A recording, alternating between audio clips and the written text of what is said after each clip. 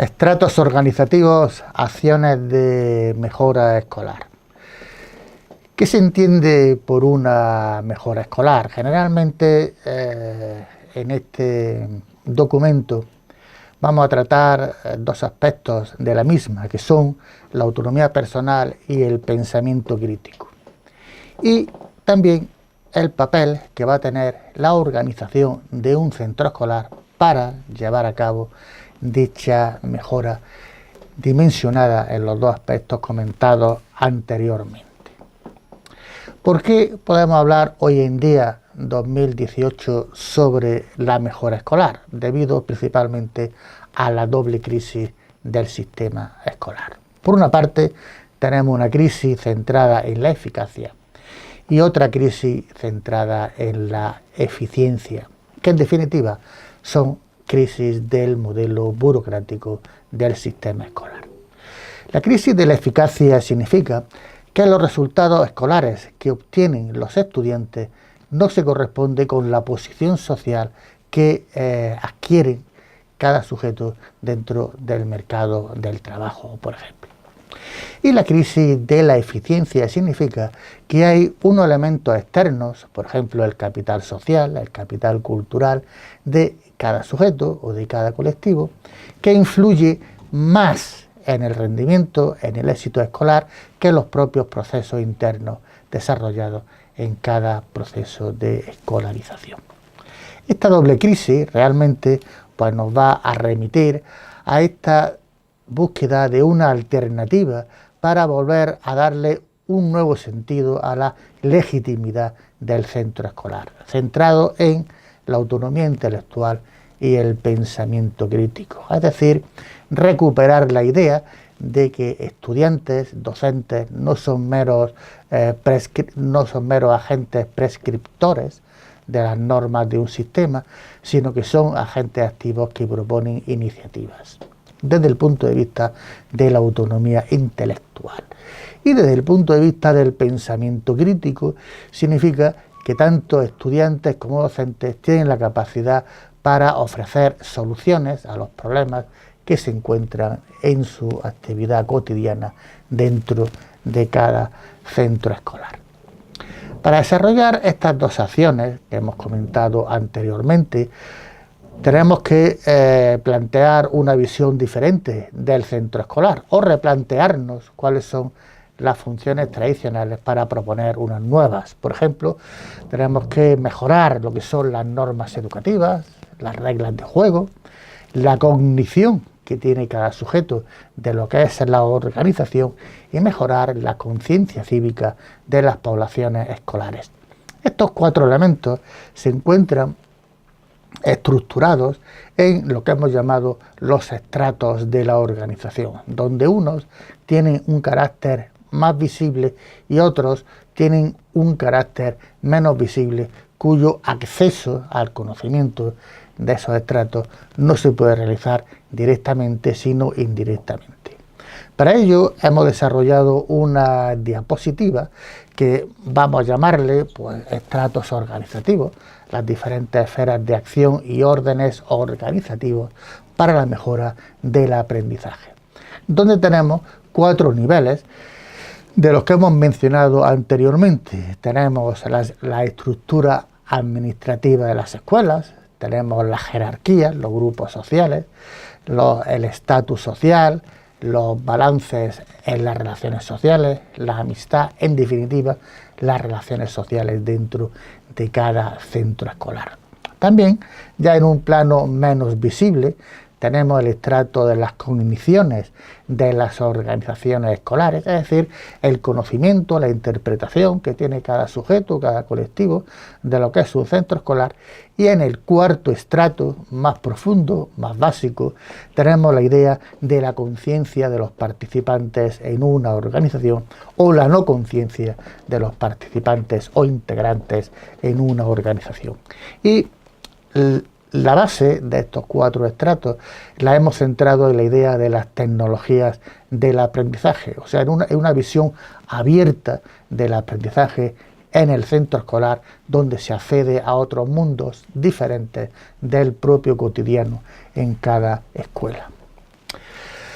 Los ejemplos de la interacción de estos estratos para promover esta autonomía personal y este pensamiento crítico lo vamos a ver en dos ejemplos. Por una parte, los dilemas de la acción escolar y por otra parte, el acoso laboral y escolar.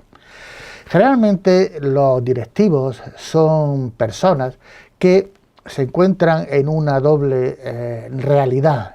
Por una parte, por la realidad del Estado, de la administración del Estado, que le urge a llevar a cabo un conjunto de normas de obligado cumplimiento, y por otra parte tenemos la sociedad civil, los integrantes de cada organización, que generan sus propias normas culturales y presionan a esta dirección para llevarla a cabo, para que realmente sean las que sean hegemónicas dentro de cada centro escolar.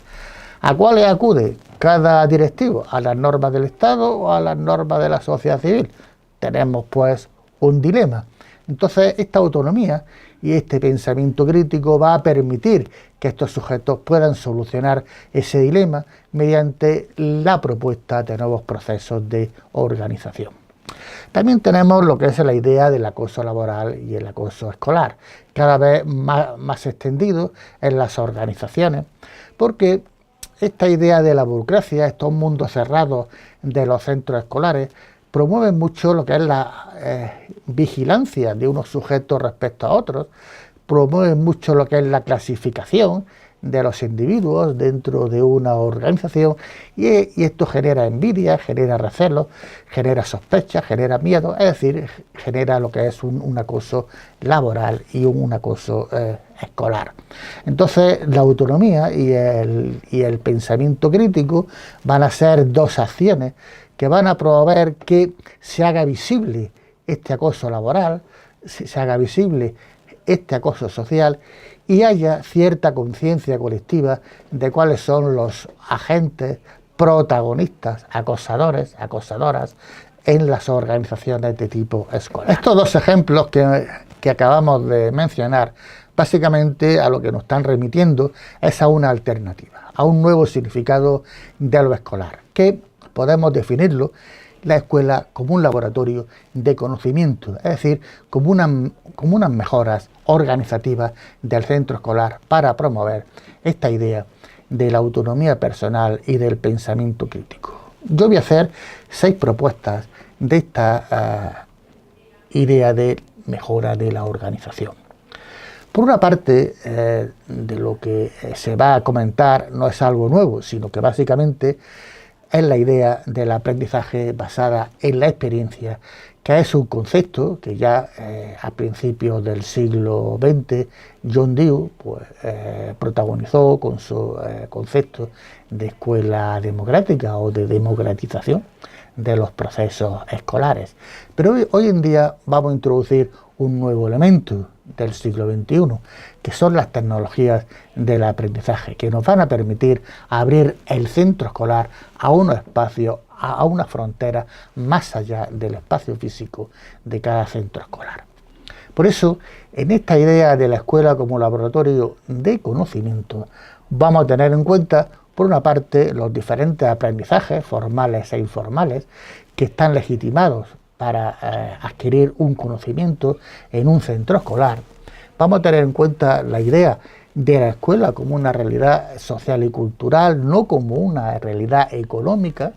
Vamos a tener en cuenta también los nuevos espacios de enseñanza y aprendizaje, los museos, la vida cotidiana en la que vive cada sujeto, los videojuegos, etcétera, internet, todo lo que nos podamos imaginar en ese sentido.